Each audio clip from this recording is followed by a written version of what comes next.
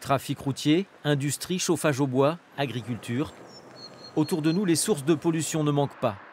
Mais elles sont également sous étroite surveillance. RPI de la Loire constate que la qualité de l'air s'améliore d'année en année. À Nantes, par exemple, le niveau moyen du dioxyde d'azote, véritable marqueur de la pollution due au trafic routier, a baissé de plus de 50% en 20 ans.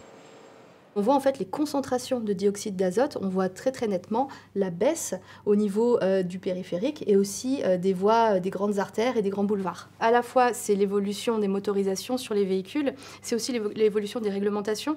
On voit que par exemple, passer une rue très passante à une rue piétonne, il y a forcément moins d'émissions de polluants. Et aussi les changements d'habitude des gens. Si je ne prends pas ma voiture ce matin, mais je vais plutôt aller en vélo, c'est un polluant que je ne vais pas émettre. Et donc, c'est des polluants qu'on ne doit pas respirer.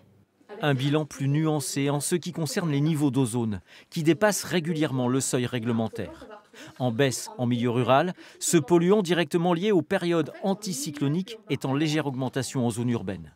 Que ce soit en ville ou à la campagne, finalement, personne n'est épargné. En ville, on va avoir plus de polluants qui sont liés au trafic routier.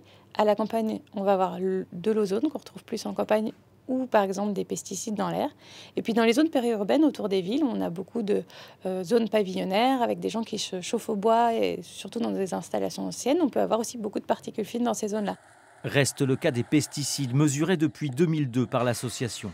Sur près de 80 molécules surveillées, RPI de la Loire en a retrouvé près d'une cinquantaine dans l'air, dont certaines comme le lindane, interdites depuis des années.